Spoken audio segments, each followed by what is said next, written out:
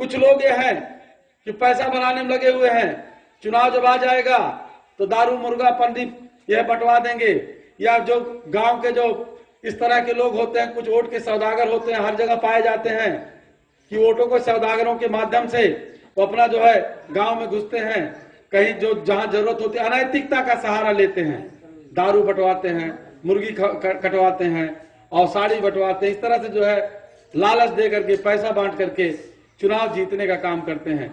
मेरे भाइयों बहनों, अगर आप अंदाजा लगाइए कि अगर ये संस्कृति कायम रही, चुनाव जीतने जितवाने की जो संस्कृति चल रही है, अगर ये संस्कृति कायम रही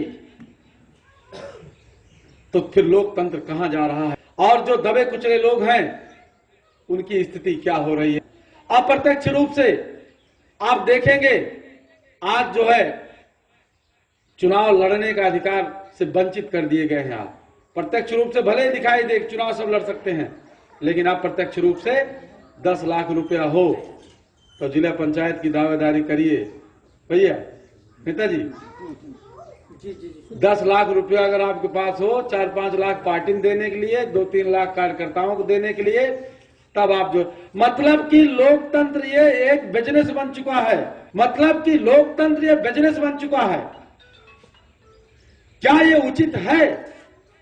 इस पे विचार करना होगा, इस पे सोचना होगा आप लोगों को कि क्या लोकतंत्र में ये जो बिजनेस का खेल चल रहा है, जो लोकतंत्र का नाम मिटता जा रहा है, सीधा सीधा बिजनेस, और बड़े आसानी से हमारे लोग एक्सेप्ट कर रहे हैं, बड़े आसानी से एक्सेप्ट कर स्वीकार कर रहे हैं कि भैया जकरे पैसा होए हुए चुनाव लड़ सकत है।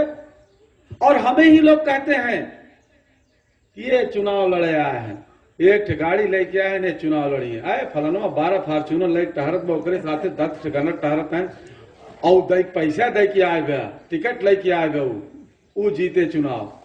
आप सोचिए जा कहां रहे हैं आप।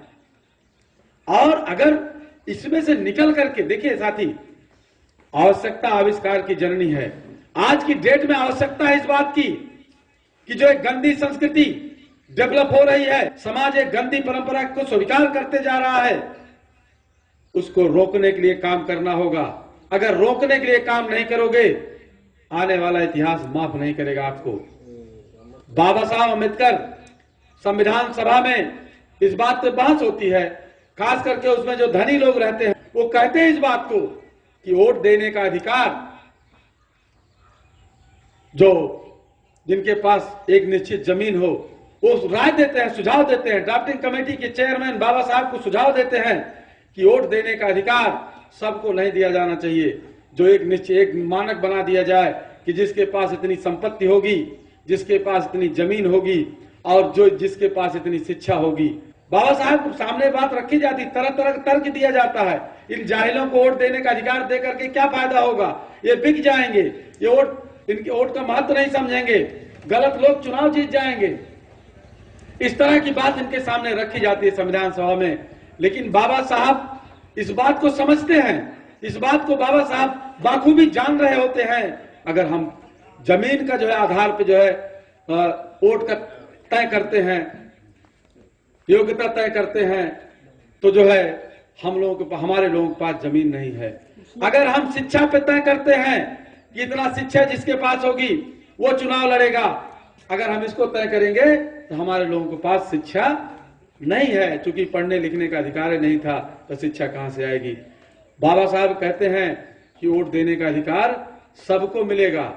बात यहां तक आती है, बाबा साहब कहते हैं अगर ड्राफ्टिंग कमेटी का चेयरमैन मैं रहा तो वोट देने का अधिकार सबको दिया जाएगा। बाबा साहब ने इसलिए जो है संपत्ति को या शिक्षा को या धन को इसलिए जो है योग्यता में नहीं रखा, इसलिए कि ताकि हमारे लोगों को वोट देने का मतलब सबको अधिकार हो।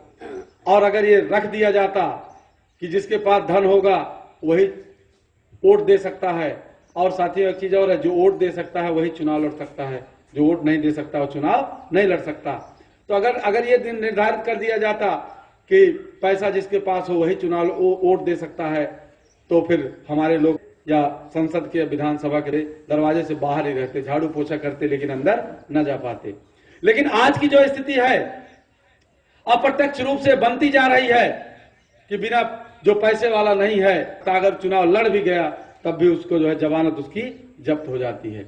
ये संस्कृति डेवलप हो रही है, आपके जवानी में डेवलप हो रही है, आपकी देख रेख में डेवलप हो रही है। उसके लिए कुछ करना होगा आपको। अगर आप नहीं करते हैं तो इतिहास आपको माफ नहीं करेगा। कि आपके सामने आप एक्सेप्ट कर रहे हैं इस बात को कि पैसा दे करके आया है फलानवा, टिकट लेके आया है फलानवा, उसी को जितवा दिया जाए। वो हम अब तो भाई टिकट लेके आ गया, उसका समर्थन कर दिया जाए। ये कैसे, जो कहां की संस्कृति है, किस तरह जा रहा है देश, इस पे सोचना होगा। इसमें इसी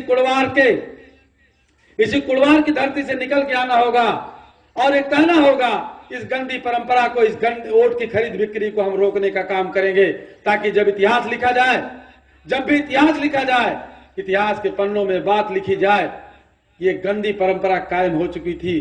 कुड़वार के लड़के निकल करके सामने आए और उन्होंने कहा कि ये चीज हम नहीं होने देंगे, रोकने का काम करेंगे। आप साथी, हो सकता है नहीं रोक पाएंगे, इसलिए हम चाहते हैं कि गांव गांव मोस्ट के मजबूत साथी, जागरूक साथी, ज्ञानवान साथी, शील युक्त साथी, ऐसे साथी गांव गांव तैयार रहें, जहां जो है इन कुरीतियों का, इस तरह की गंदी परंपराओं का बहिष्कार होना चाहिए, इसका विरोध किया जाना चाहिए। इसलिए संगठन जरूरी है। संगठन अगर हमको सूचना देता है, हमारे साथियों को और साथियों को सूचना देता है, तो हमारे साथी उस पर और एक्टिव होंगे और एक्टिव होकर काम करेंगे।